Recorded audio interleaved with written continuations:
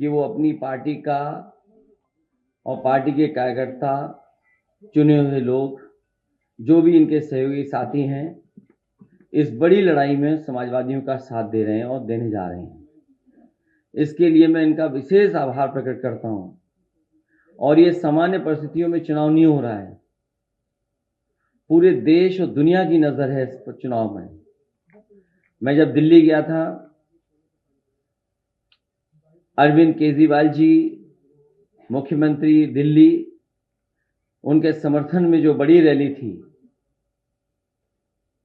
उसमें जब मैं गया था तो यही मैंने कहा था कि दुनिया में भारत की बदनामी हुई है।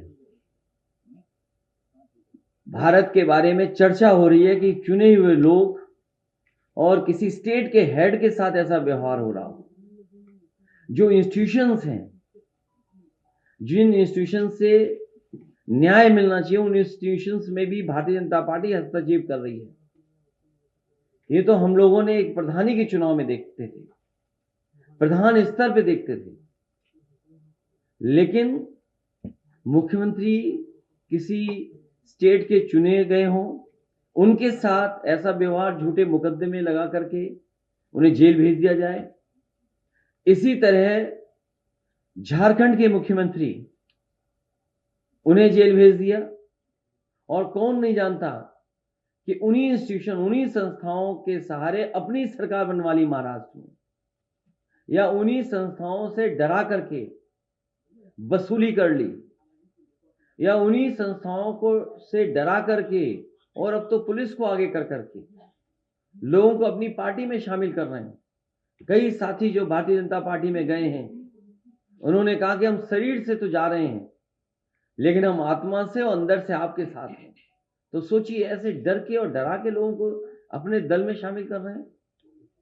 तो इसलिए लोकतंत्र को बचाने के लिए, संविधान को बचाने के लिए, और हमारे भारत की जो पहचान दुनिया में है, उसको बचाने के लिए इस लड़ाई में आप पार्टी का जो सहयोग और मदद मिल रही है, उसके लिए मैं संजय सिंह जी का बहुत बहुत धन्यवाद, आभार प्रकट करता हूं। इन्हें भी बहुत परेशानी और कष्ट का सामना करना पड़ा। इन पे भी झूठे मुकदमे लाद करके इन्हें भी परेशानी में डाल दिया। और जो परेशानी में जाता है लोकतंत्र में, जनता उसे कभी न कभी सम्मान देती है। और हमें उम्मीद है कि जो जनता देख रही है, वो जो ऐसे काम करने वालों के खिलाफ मतदान इस बार होने जा रहा है, करेगी जनता। मैं संजय सिंह जी से कहूंगा कि अपनी बात रखें। मैं पहले तो बहुत आभार व्यक्त करता हूं समाजवादी पार्टी के राष्ट्रीय अध्यक्ष माननीय अखिलेश यादव जी का, कि ऐसे संकट की घड़ी में जब हमारी पार्टी के मुखिया को जेल में डाल दिया गया है, दिल्ली के 2 करोड़ लोगों के द्वारा निर्वाचित, 3 बार प्रचंड बहुमत से निर्वाचित मुख्यमंत्री को जेल में डाल दिया गया है। समाजवादी पार्टी के मुखिया हमारे समर्थन में दिल्ली पहुंचे, रैली को संबोधित किया। आज भी उन्होंने भाभी जी से बातचीत करके उनसे हाल चाल पूछा, सुनीता भाभी से। तो मैं इसके लिए विशेष रूप से आभार व्यक्त करता हूं आपका। और जिस तरह से दिल्ली में भी ऑपरेशन लोटस शुरू कर दिया गया है, आपने देखा किस तरह से हमारे एक मंत्री को, जिस पे पहले ईडी का छापा पड़वाया गया और बाद में उसको इस्तीफा देने का दबाव बनाया गया। इस लड़ाई में आपने हमारा साथ दिया। फिर से मैं आपकी पार्टी का और आपका हृदय से आभारी हूं। ये 2024 का चुनाव कोई सामान्य चुनाव नहीं है। ये भारत के लोकतंत्र को बचाने का चुनाव है, बाबा साहब के संविधान को बचाने का चुनाव है, और समाज के वंचित, पिछड़े, शोषित लोगों के अधिकार जो छीने जा रहे हैं, देश के नौजवानों को बेरोजगारी के दलदल में जो धकेला जा रहा है, हिंदुस्तान को जो महंगाई की चपेट में लिया जा रहा है, उससे बचाने का चुनाव है। ये 24 का चुनाव कोई सामान्य चुनाव नहीं है। ये एक तानाशाह हुकूमत के खिलाफ लोगों को लामबंद करने का भी चुनाव है।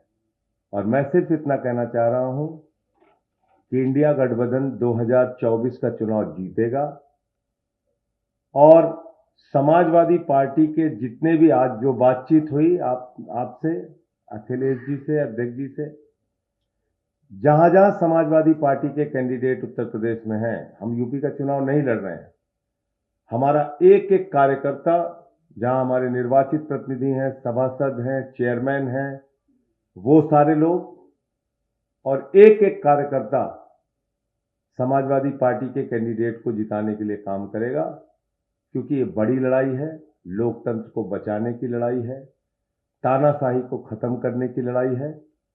और मैं तो बार बार कहता हूं कि कोई भी राजनेता अगर वो चुनाव जीत रहा होता है तो ऐसे हथकंडे नहीं अपनाता जैसे प्रधानमंत्री जी कर रहे हैं। अगर आप अपने विपक्षियों पे मुकदमे लगा रहे हैं, उनको फर्जी मुकदमे लगा के जेल में डाल रहे हैं, तो इसका मतलब आपके अंदर कॉन्फिडेंस नहीं है। चुनाव के समय में आप ऐसी कार्रवाई कर रहे हैं। तो फिर से एक बार मैं दोहरा रहा हूं, कोई कंडीशन नहीं है, कोई सीट की मांग नहीं है, कहीं कुछ नहीं है। लोकतंत्र को बचाने के लिए, तानाशाही को खत्म करने के लिए, भारत के संविधान की रक्षा के लिए हम लोग इस लड़ाई में साथ हैं और पूरे यूपी में जहां जहां समाजवादी पार्टी के कैंडिडेट होंगे, इंडिया गठबंधन के कैंडिडेट होंगे, हम उनके लिए काम करेंगे। बहुत बहुत धन्यवाद। अभी उनके जो यूपी के लीडरशिप है, उनसे हमारी बातचीत कोई हुई नहीं है। जब उनसे बातचीत होगी तो उसकी भी आधिकारिक घोषणा करेंगे। आज जो नहीं, हमने ये कहा कि इंडिया गठबंधन के कैंडिडेट्स को हम लोग पूरा सपोर्ट करेंगे, लेकिन कैसे करेंगे, क्या हम अभियान में कैसी भूमिका निभाएंगे, अभी यूपी की जो कांग्रेस की लीडरशिप है, जो यहाँ के चुनाव के संचालन को देख रही है, उनसे बातचीत नहीं हुई है। जैसे बातचीत होगी उसकी रूपरेखा तैयार करके जहां कांग्रेस के कैंडिडेट भी लड़ रहे हैं उनके लिए काम करेंगे।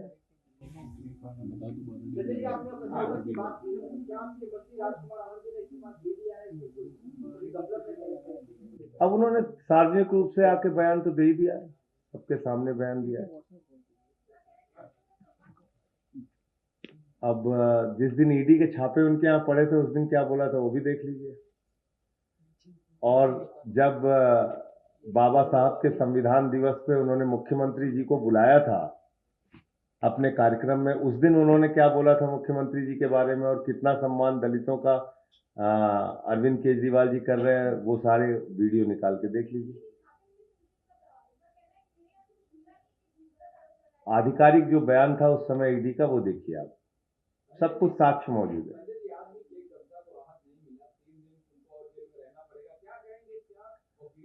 पीएमएलए का जो कानून है वो जटिलताओं से भरा हुआ है। उसमें ऐसे अमेंडमेंट्स हो गए 2018 में जिसमें बेल मिलना मुश्किल होता है।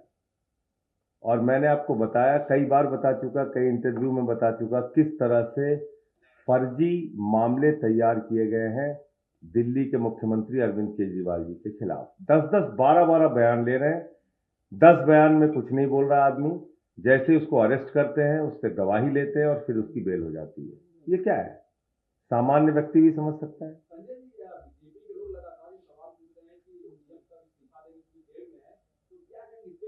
कहा मणिपुर के सीएम के बारे में पूछ रहे हैं? किस सीएम के बारे में पूछ रहे हैं? नहीं, मणिपुर के सीएम को इस्तीफा देना चाहिए। 1 साल से जहां पे हिंसा हो रही है, एक कारगिल के फौजी की पत्नी को निवस्त करके घुमाया गया, जिस राज्य के अंदर कत्लेआम हो रहा है, वहां के मुख्यमंत्री का इस्तीफा नहीं मांगते। जिस अजय मिश्रा टेनी के बेटे ने 4 किसान अन्नदाताओं को कुचल के मार दिया, वो देश के गृह राज्य मंत्री हैं, उनका इस्तीफा नहीं मांगते। अरविंद केजरीवाल का इस्तीफा चाहिए, जो बिजली, पानी, शिक्षा, स्वास्थ्य पे अनुकरणीय काम कर रहे हैं। तो कम से कम नैतिकता भारतीय जनता पार्टी से नहीं सीखनी है। मैं तो कहता हूं कि ये मोदी की गारंटी है, एक एक भ्रष्टाचारी को नहीं छोड़ूंगा, इस बात की गारंटी है। पूरब से लेकर पश्चिम तक, उत्तर से लेकर दक्षिण तक हर भ्रष्टाचारी को बीजेपी में शामिल करूंगा, इस बात की गारंटी है।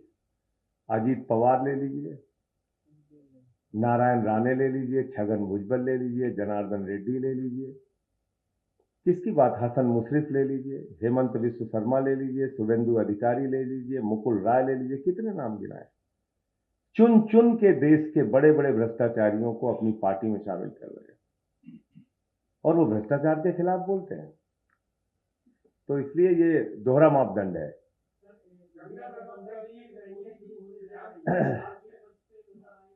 वो जैसा अखिलेश जी का जैसा आदेश होगा हम हर तरह से काम करेंगे।